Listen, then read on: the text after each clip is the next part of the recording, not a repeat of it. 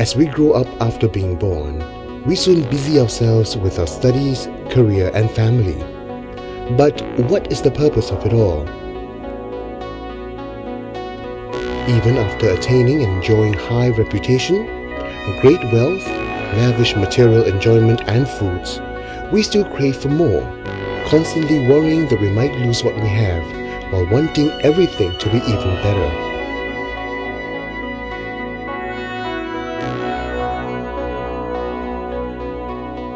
In this short life of ours, every one of us have to withstand various forms of suffering. Anyone can get ill. Even great personalities fret getting old, ill and weak. Awaiting the moment of farewell at the point of death is even more sad.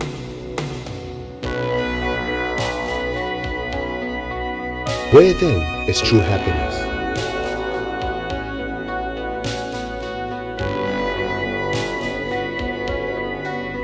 When we realize our lack of direction and helplessness, we see the need to seek refuge. Believing that the supernormal and divine beyond this world exists and governs everything, we naturally develop feelings of fear, respect and worship. This is how religion originated. Along with the evolution of different societies, religions keep changing. From the primitive worship of the elements of nature, such as those of the heavens, earth, mountains and rivers, it became the worship of spirits, ancestors and gods, both in terms of many and one.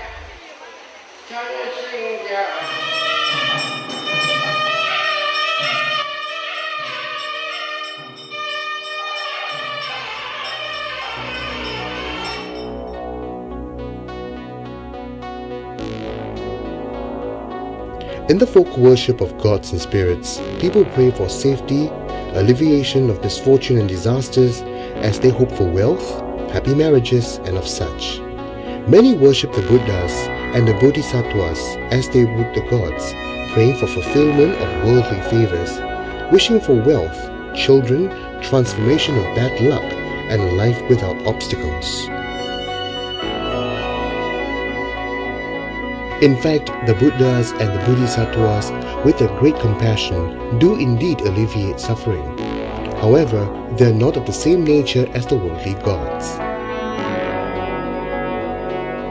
The world-famous scientist Albert Einstein once said, "If there is any religion that would cope with modern scientific needs, it would be Buddhism."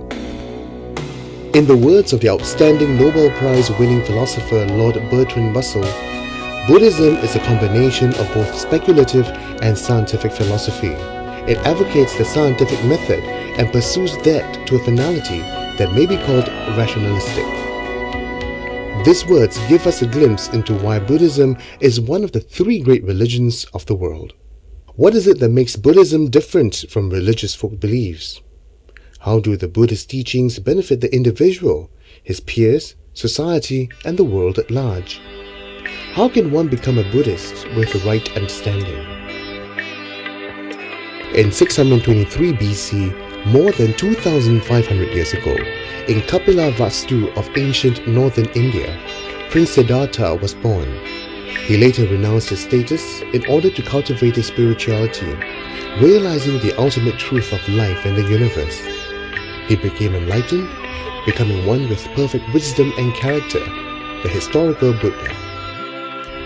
The Buddha is not a god who controls the fate of humanity. He clearly taught us that be it in the heavens above or the hells below, they are all of one's own making. One's fortune or misfortune is determined by one's wholesome and unwholesome thoughts and deeds. What you harvest is dependent on the seeds you sow.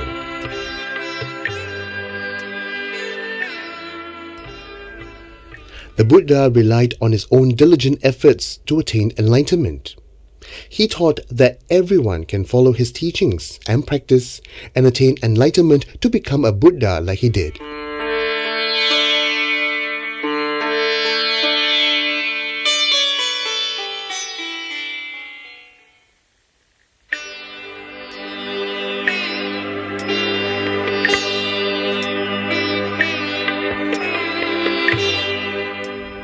Buddha never asked his followers to blindly accept his teachings without doubt, simply because he is their teacher. He requested them to investigate his teachings and to realize the truth within before acceptance. The Buddha encourages intelligent doubting, questioning and discussion, to not be easily swayed by baseless words, hearsay, authority or any such basis. The spirit of inquiring the truth proves that Buddhism is founded on confident wisdom and not blind faith.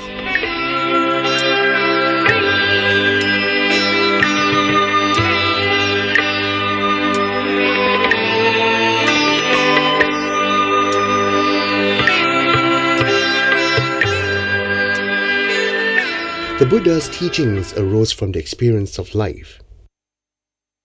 From young till old, everyone experiences many dissatisfactions, such as that of birth, aging, sickness and death, being with those we dislike, not getting what we like, and departure from those we like. Why is there so much suffering in life? The Buddha taught that it is caused by attachment, aversion, and delusion. To alleviate the various dissatisfactions of life and to attain true lasting happiness, the Buddha pointed us to the Noble Eightfold Path as the way to liberation. It comprises of right understanding, right thought, right speech, right livelihood, right action, right effort, right mindfulness, and right concentration. The central teachings of Buddhism are the Four Noble Truths. These form the very first teachings the Buddha gave to his first 5 disciples. The Four Noble Truths comprise of the truth of dissatisfactions, the truth of the causes of dissatisfactions, the truth of the end of dissatisfactions, and the truth of the path that leads to the end of dissatisfactions. Understanding and practicing the Four Noble Truths can lead us to effectively solve the problem of dissatisfactions in our lives and to attain true happiness. Just as rare gems are precious, the Buddha, the Dhamma, and the Sangha are called the Triple Gem. We take the threefold refuge in the Triple Gem, just as one who is ill seeks a doctor for a cure. Like a great doctor, the Buddha diagnosed our problems in life and prescribed us the remedy, which is the Dhamma. The Sangha of monks and nuns are like nurses, who help and remind us to take the medicine of the Dhamma, which will cure us of our problems when practiced properly. One who has dissatisfactions, knowing he is ill, can take the initiative to seek the great spiritual doctor, the Buddha's medicine of the Dhamma, and use it accordingly to analyze and solve his problems. One should diligently cultivate noble virtues and also befriend monks and nuns who are good followers of the Dhamma, so as to better learn how to practice the Dhamma in everyday life, so as to eradicate dissatisfaction and be happy Buddhists.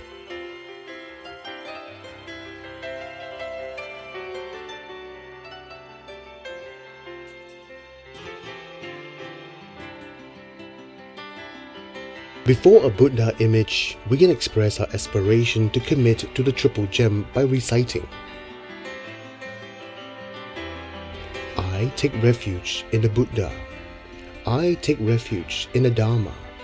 I take refuge in the Sangha. However, a simple but solemn refuge ceremony can give rise to much joy and calmness, inspiring firmness of a pure and sacred faith. This is why most people choose to take the refuge conducted and witnessed by a Sangha member. 尽行受皈依佛，尽行受皈依佛，尽行受皈依法，尽行受皈依法，尽行受皈依僧，尽行受皈依僧，顶礼一份。各称法名，皈依佛性，皈依佛性，宁舍生命，宁舍生命，终不皈依，终不皈依，自在天魔外道等，自在天魔外道等，皈依如来，皈依如来，至真等正觉，至真等正觉，是我世尊，是我世尊，慈悯故，慈悯故，顶礼一拜。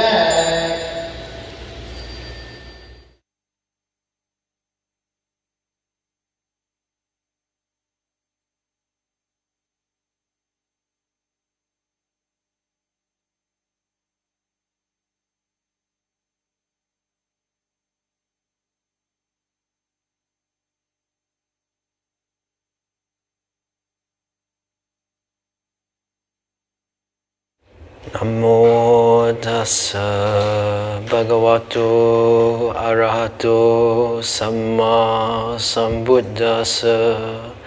Namo tassa bhagavato arahato samma sambuddhassa.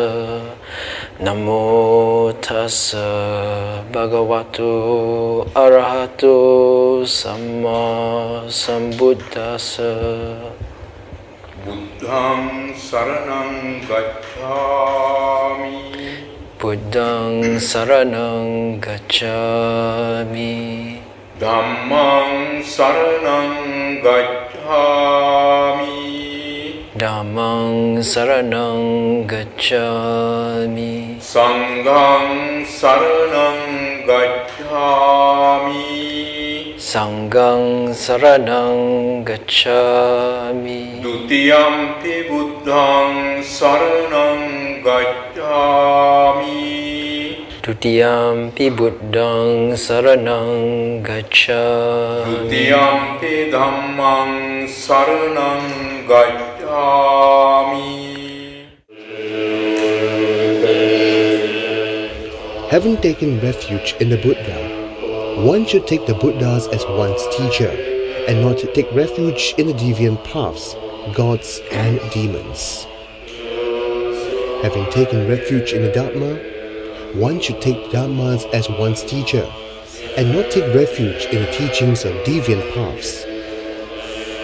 Having taken refuge in the Sangha, one should take the Sangha as one's teacher and not take refuge in the followers of deviant paths.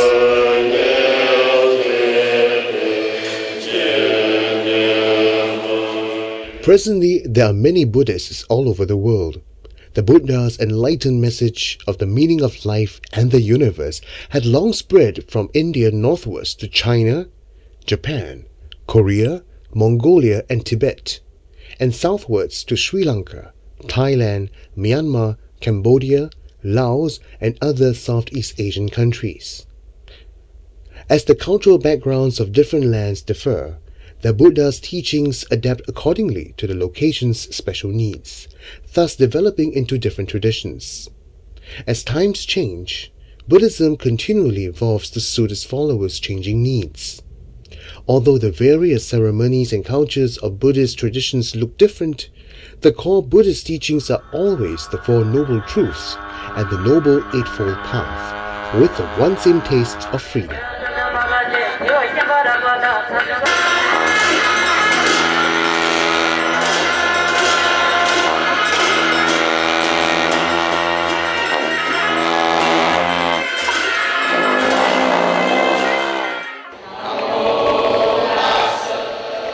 In the Theravada or Southern tradition, whenever Buddhist lay followers visit temples on precept days, they will request Sangha members to administer the threefold refuge, so as to remind themselves to observe the precepts well, and to strengthen their faith to remind oneself to always see the Buddha as one's teacher, to follow the Dhamma teachings, and to seek guidance and encouragement from well-practiced Sangha members to avoid evil and do good. One who is determined to become a disciple of the Buddha must sincerely accept the triple gem into his life by taking the threefold refuge. In the Theravada tradition, refuge ceremonies are often conducted with reverence to the Bodhi tree. After the Buddha attained enlightenment, he expressed gratitude to the Bodhi tree, which sheltered him from the elements by showing reverence. As the tree represents the Buddha's enlightenment, it came to be widely respected till this very day. Thus, Buddhists in India, Sri Lanka, and other Southeast Asia countries see reverence to the Bodhi tree as an important custom.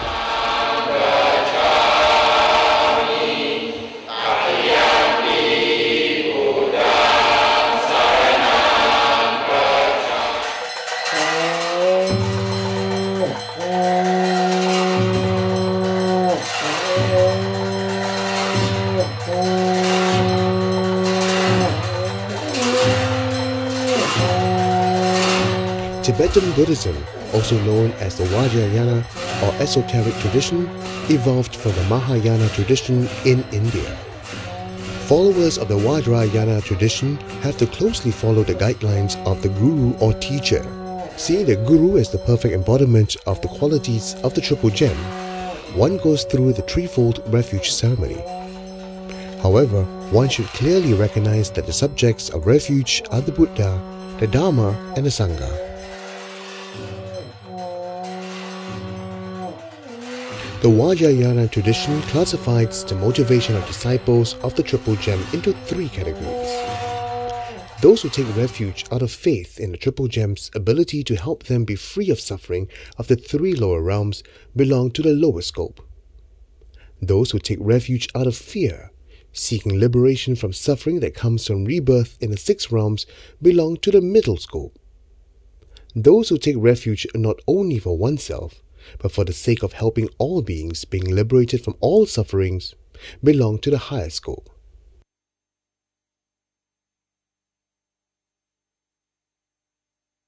The Vajrayana tradition requires disciples to chant the verses of taking refuge thrice in the morning and night, so as to increase faith. Taking refuge in the Buddha, one reverences all representations of the Buddha, including images and paintings. Taking refuge in the Dhamma, one not only reverences the sutras or scriptures and sacred texts, but also cherishes every word in them. Taking refuge in the Sangha, one reverences Sangha members donning the robes. Householder disciples of the Triple Gem should not take refuge in the worldly gods. Having taken refuge in the Buddha's teachings, one should not harm any sentient beings. Having taken refuge in the Sangha, one should not seek the company of immoral friends. Having faith in Buddhism, one becomes a disciple of the Triple Gem. One learns to be like the Buddha, practices the Dhamma, and reverences the Sangha. As we face the ups and downs of life, with the support of the Triple Gem, we should less easily give rise to dissatisfactions, realizing that all our joys and unhappiness are controlled by ourselves. As long as we diligently improve ourselves spiritually, our future will be full of hope. Most of us are not saints. We have many weaknesses and are easily tempted. If one is unable to master one's fickle mind, it is easy to make mistakes, to do actions which harm others and oneself. Thus, the Buddha taught us the precepts or moral guidelines, which encourages us to curb our desires and rashness, to purify our shortcomings. Just as a good citizen obeys the laws of his country, likewise, true Buddhists will take the initiative to observe the 5 basic precepts of not killing, stealing, having sexual misconduct, lying, and taking intoxicants. The 5 precepts. 1. To abstain from killing. 2. To abstain from taken that not given. 3. To abstain from sexual misconduct. 4. To abstain from false speech. 5. To abstain from taking intoxicants. These are Buddhism's 5 precepts. To observe these 5 precepts is to be one with compassion. Observing the 5 precepts is to practice great generosity in 5 ways. The 5 precepts are not meant as a means of restriction, but are for universal protection. In fact, to observe these precepts is a basis of being human. If a person breaks the 5 precepts by killing, stealing, raping, cheating, or by doing any wrong deed after being intoxicated, he has to face the law of the country for disrupting social morality. In Buddhism, doing so means he might lose his opportunity to be reborn human. Instead, one might be reborn as a suffering being in the lower realms of hell, hungry ghosts, or animals. Do not belittle the 5 precepts. It is very simple. The 5 precepts are 5 ways to practice great generosity because they were formed through compassion. How great are the merits from receiving the precepts? It is said in the sutras that the great merits of one who aspires to receive the precepts fill the vastness of space. Why is this so? There are countless living beings in the world. When we give rise to a thought of not killing, not stealing, we receive merits from not harming all beings. Imagine the vastness of these merits which fill all space.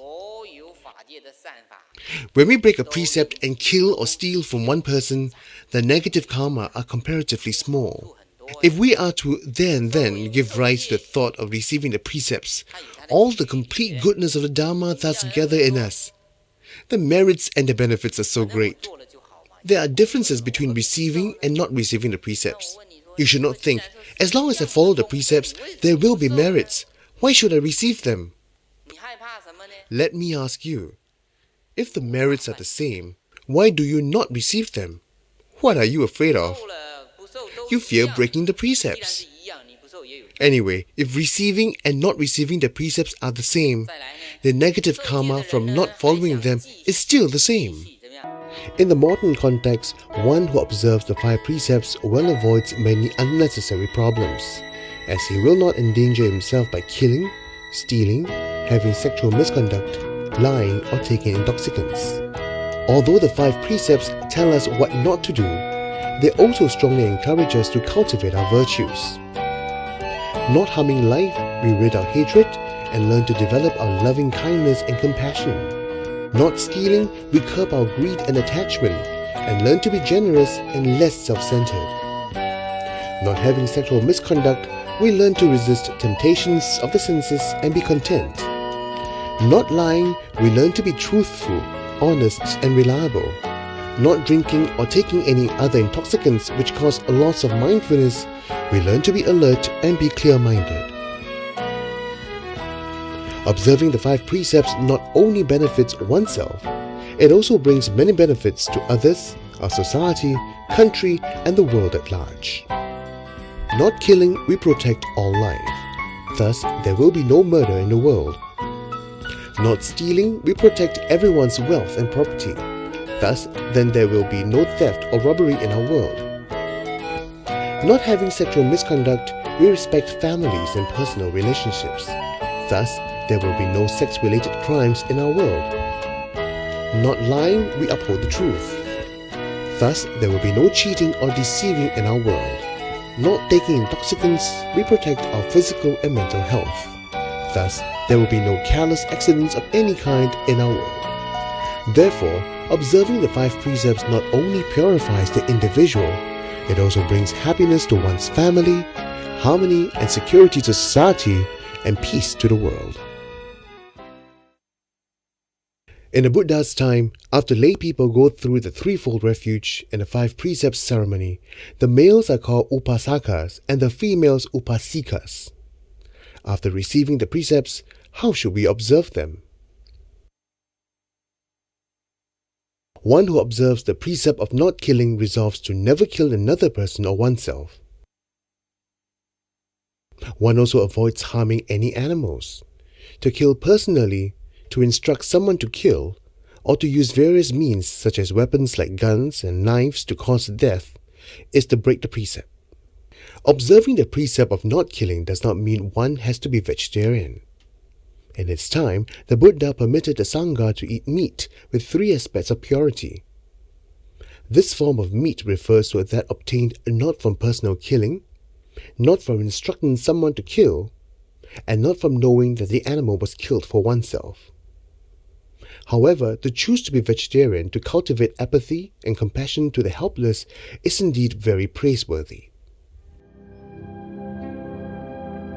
There are those who strictly observe vegetarianism while not reflecting whether one has selfishness, dishonesty, cruelty or jealousy towards others.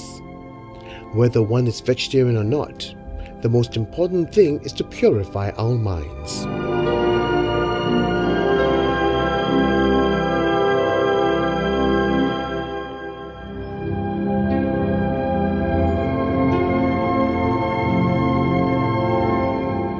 Observing the precept of not stealing is to obtain what one wishes through right means. If others have not given us permission to take what belongs to them, one should simply not take. To take without asking or to obtain through immoral means is to steal.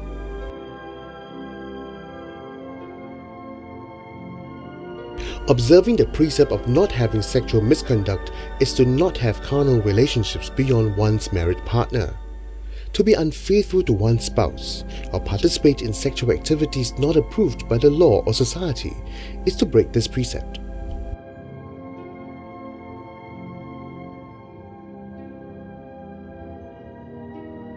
Observing the precept of not lying is to not communicate baseless words and to not deceive others, such as proclaiming oneself to be a saint. This precept of right speech includes not engaging in divisive speech, harsh speech, useless speech, and flowery speech. Observing the precepts of not taking intoxicants to avoid alcoholic drinks, mind-numbing drugs, and any substance abuse. Alcohol by itself is not evil, but it can lead to drunkenness and trouble, such as quarrels and fights. It also wastes away one's health and wealth. Thus, the Buddha advised against drinking. Some fear committing to observing the precepts as they worry about breaking them. The truth is, whether one commits to observe the precepts or not, doing unwholesome deeds will still bear unwholesome results. In observing the precepts of not killing, stealing, having sexual misconduct, lying, and taking intoxicants, having the intentions of committing evil determines that one has broken the precepts. The Buddha's teachings are open and understanding. If one does not know one is breaching the precepts, one is not considered breaking them.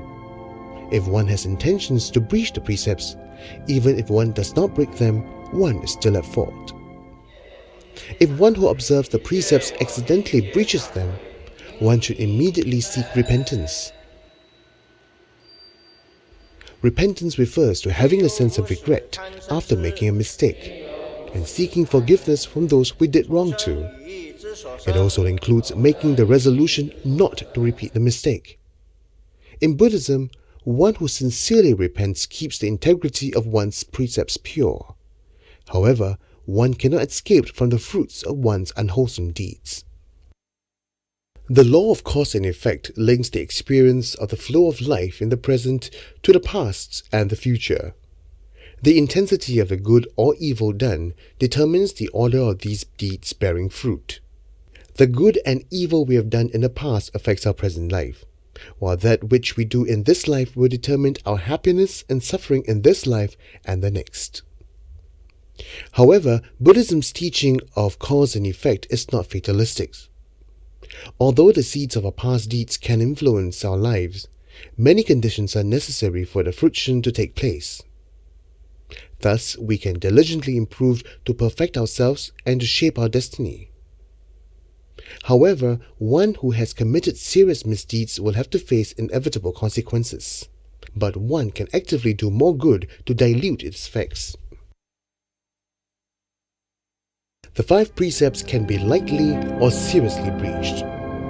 Serious breaching breaks the precepts and cannot be repented in the sense that when conditions ripen, one will have to experience the consequences of one's misdeeds.